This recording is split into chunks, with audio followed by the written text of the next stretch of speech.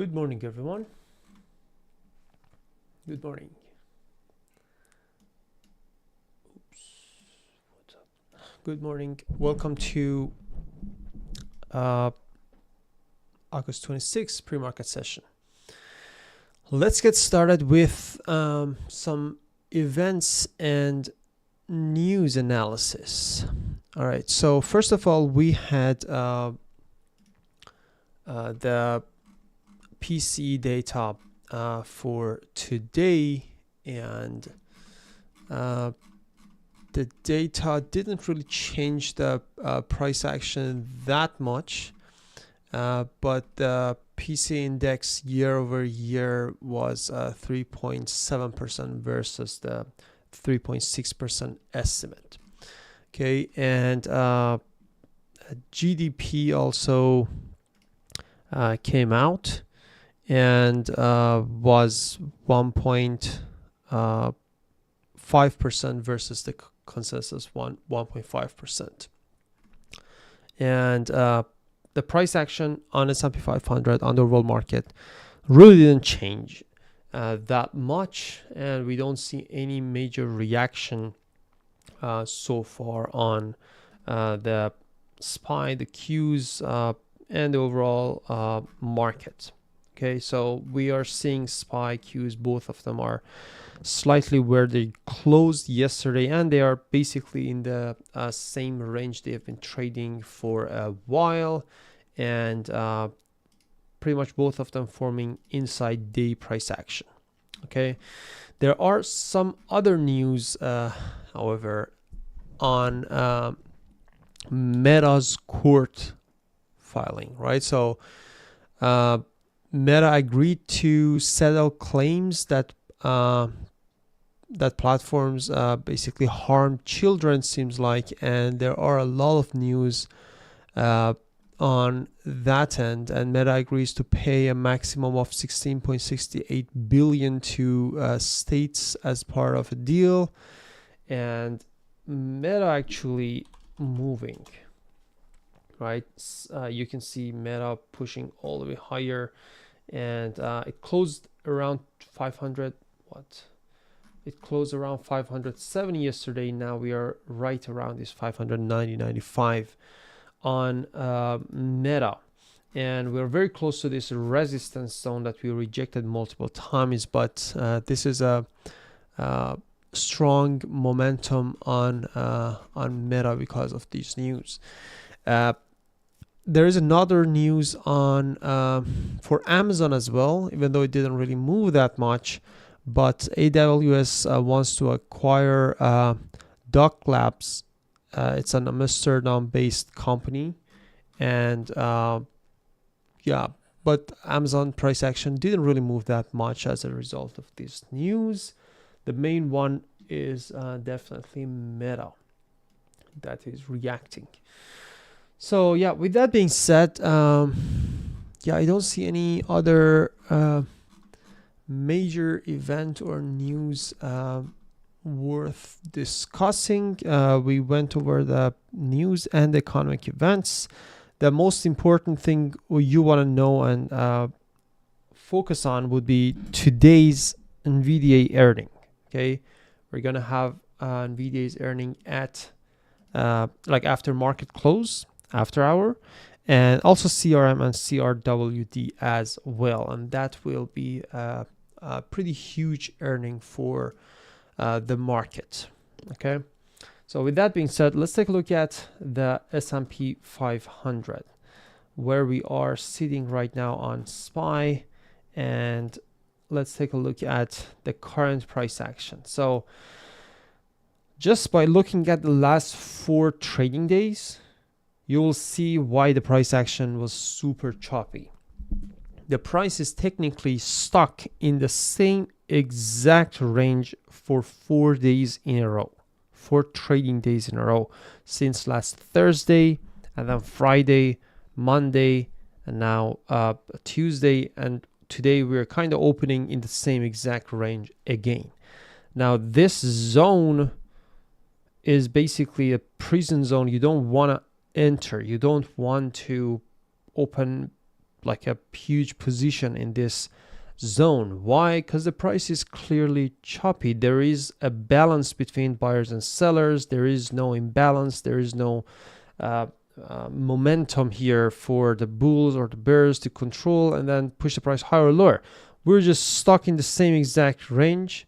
The price is very choppy. Okay, so this is something that you need to pay attention to. Now, when I say we need to get out of this zone, that's what I mean. We need to get out of this resistance zone or break down below this demand zone for a clean price action on SPY. Okay, that is necessary for having a clear price action, a clean price action, a momentum play, right? Instead of having choppy price action, wicks, and sideways movements. So as a trader, you want to take advantage of the movements, okay, and the momentum plays. And when the price is stuck in a range, there is absolutely nothing to trade for a momentum trader. So the best bet is to wait for the price to get out of this area so that we can have a clean move. What is happening right now in the pre-market so far, we're seeing the prices in the same exact range we have been trading in the last 2, 3, 4 days, 2, 3, 4 trading days. And this automatically won't be really that interesting for me to trade, right? Because we are not even close to this resistance zone. We are not close to the demand zone. We are in the middle of this range. There is no interest for the buyers to push the price higher or for the sellers to push the price lower. And as a result, there is no trade. Okay, I won't be really interested in even looking at SPY if it just stays in this area for the day. The next, Qs. So let's take a look at QQQ. Qs actually broke down below this 705 demand zone, but on Monday it reclaimed above the level, pushed higher, and it was holding in this 710, 705 demand zone yesterday, right? So if you check out the weekly chart, we are just seeing the price hit the weekly moving average and bounce back up.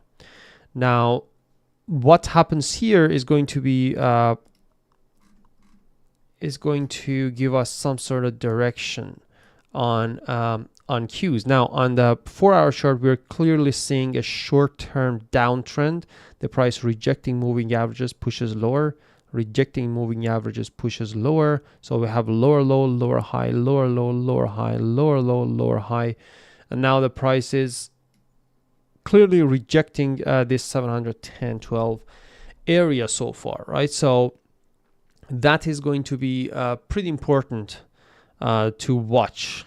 If the price if Qs cannot hold 707-ish price, there is a chance for Qs to sell off and go down till 700-ish area, 704, 702 zone, and basically reject this zone that was holding as a demand, but now reject this area as a resistance zone. Okay, and on the daily chart, we are kind of rejecting the 9 and 21 EMA and 50 SMA on the daily chart as well. So we are forming some sort of a bearish setup on Qs, while on SPY we're still holding in this range. SPY, for any kind of bearish setup, needs to break down below this 760. Now this zone is the previous all-time high, and it's a massive demand zone. The same on Qs. If you check out the weekly chart, this is a relatively strong demand zone, like in higher time frames, right? So it's not going to be that easy to break. We definitely need a catalyst and use a reason for the price to break down. We don't have it yet, but so far the price action tends to be relatively weak. So we can't guess. We don't want to just predict anything. We're going to wait for the price to react to this 706, 705 zones on Qs. And depending on that, we will plan for the trade. Or if we bounce here and get above 713.14 area on Qs, we could go for a retest of 720, right? Basically bounce above these areas, right? Bounce above these areas and push higher. So we'll see if that happens or not. So the main thing you want to do for the day is to wait for the reaction to these zones on the overall market. SMH, obviously way weaker than S&P 500, and we clearly saw the rejection of 590 in the last couple of trading days. We sold off, pushed lower, almost retested this 539.40, and now we retested 555 and rejected 555 zone so far in the last trading day and in the pre-market, right? So we're rejecting this zone. So a breakdown below this 550, 551 area could push the price back down to 540, and then we have this strong demand zone around 535 on SMH. Now, this is just the technicals. We have a massive earning tomorrow. Sorry, today. I mean, today after the market close. So, and that's NVDA's earning. That will basically give us a clear direction. And depending on the earning, we might gap up, we might sell off, and that will definitely be the catalyst for the SMH and a lot of other semiconductors. Okay. So with that being said, let's take a look at Apple. Pretty flat, not interested, just stuck in the same range. Definitely not interested in just trading Apple at this point. It doesn't reject, it doesn't really break, it just stays flat. So Apple above 316.17, or if it pushes lower below 300, 299 would be interesting. Tesla. Yeah, Tesla had a pretty strong gap fill setup. We caught it. It pushed all the way higher till this 366, and then it retested on Monday. Yesterday, it didn't continue the move. It didn't reject. It's holding right in between the 340-45 demand zone and the 360-65 resistance. And so far in the pre-market, we are slightly pushing lower, hitting this 340.67 zone again. So as long as it holds this zone of 345, 346, we're still good. Basically, we broke out of this previous structure. Now we're holding above this 344.56 demand zone. But if we break down and especially get below this 342, 341, then the scenario will probably change. We are technically on the daily chart, we'll be technically getting below the daily moving averages, and this could be basically a pullback to 50 SMA and then sell-off continuation. So we're at a very critical point on Tesla right now, and the way the price reacts to this 342, 345 would be very important. If we bounce here, then obviously 356.7 on watch for a possible continuation, retest of 364.5. There we have the 50 SMA, and then depending on the reaction to that zone, whether we break or reject, the next trade will be planned. Okay, NVDA has earning, so there isn't really anything to talk about. If you want to trade shares, the options, and yeah, we'll see what happens after the market close. And tomorrow morning we will discuss NVDA's price action depending on a possible gap up or gap down. Google, nothing there. AMD, honestly, nothing there. It just stays flat. Intel, I like how Intel is slowly pushing lower. However, we have a very strong demand zone at this 82, 83 zone. Now, even if it pushes lower, I'm expecting some sort of bounce or rejection around these zones. So we'll see if it happens. If that happens, a reversal play on Intel would be interesting. In the meantime, a breakdown below 85, 85.5 could push the price down till 83.5.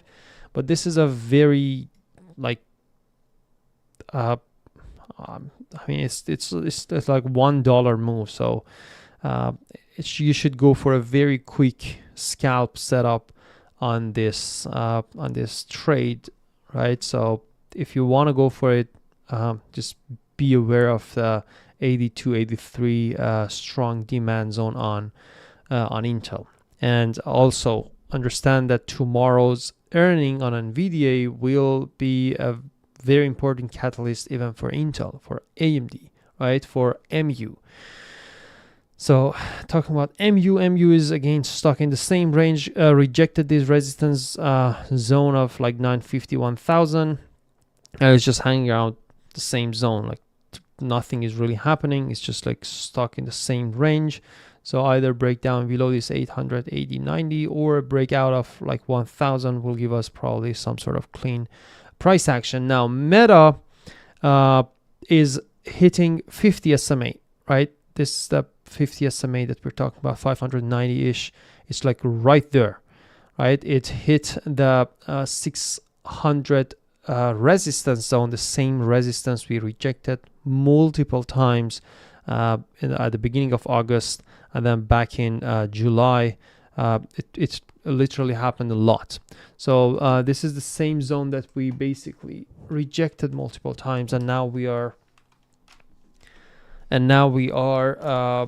rejecting in the pre-market so far as well. So it will be interesting to watch Meta. Definitely, we have a massive gap to fill, right? If this rejection continues and if the selling pressure continues below this 591, 590 area, I think there would be an opportunity for a gap fill setup down till 500. What was it? 570. So it's like a $20 gap to fill. On the other hand, if we hold here, if Meta tries to break out of this 600 zone, 600, this is a massive resistance zone, by the way, from 600 all the way up till 610, 612 would be a major resistance on Meta.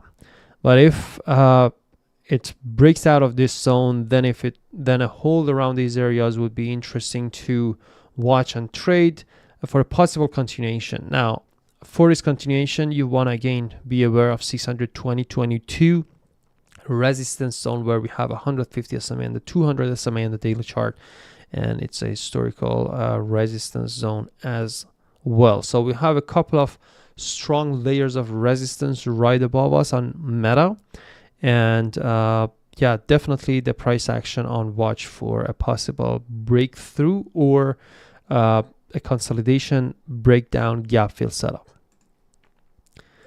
Microsoft, beautiful hold, as I explained the last couple of days. It is clearly holding this 477, 476, and it's slightly pushing higher. Doesn't have the strength to break through this zone yet. And again, 499, 400, like $500 zone on watch on Microsoft. Once it breaks out and holds, that would be a great indication of possible continuation. To the downside, I honestly just look at 477 as the main demand zone, and like if it breaks, we could go for 467. We're far from there now, but I would be watching the price action in this zone for a possible breakout as the first scenario on Microsoft. Amazon, as I said, didn't react to the news related to acquiring the company. Yeah, so the company, like the Amsterdam-based company, but we're still holding in this demand zone again of 258 and 266 zone on watch on Apple. We're still getting news on Meta, right? Attorney General secures transformative 17 billion settlement with Meta. Yeah, and this is a continuous news. So we're still getting news on Meta's course. So yeah, that's still happening. And also Trump just said St. of Hormuz is opening normally. So that might be a positive news for the market. We'll see. PLTR still consolidating the same range. And as I said, I don't even look at 168. I look at the whole 163, 166 as the main demand zone on PLTR, and we are really far from there. It's just consolidating in this range. So not interested in PLTR trading in the middle. Either a retest of this zone on bounce or breakdown, or a retest of 179, 180, and continuation would be interesting to watch. Netflix moves really slowly, but technically, if you're interested in like slow movers, Netflix above 82.7 could be an interesting name to watch for a retest of probably 84, 85 maximum. So and 84.5 where we have 150 SMA. Hood yesterday bounced above this zone, a beautiful breakout, a retest of $102, and then bounced above the level. Now we saw a rejection of 112.13. Now we're kind of holding 109, 110 zone. If it keeps holding this zone, we could possibly see Hood pushing higher, breaking out of this 112 and go for 117, 18 possibly. So Hood could be an interesting name to watch. Let's take a look at Coin. Coin bounced above 176.77 yesterday, but didn't have the juice to push higher and get out of last 2 days range. On the other hand, we have the 200 SMA right at this 195, 196 on Coin. That's a massive resistance zone.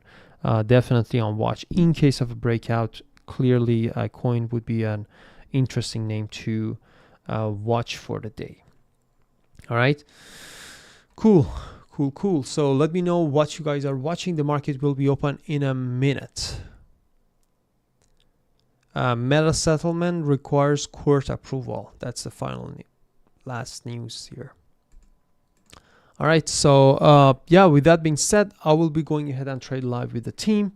If you want to join us, make sure you check out the link in the description and join us and trade live with us.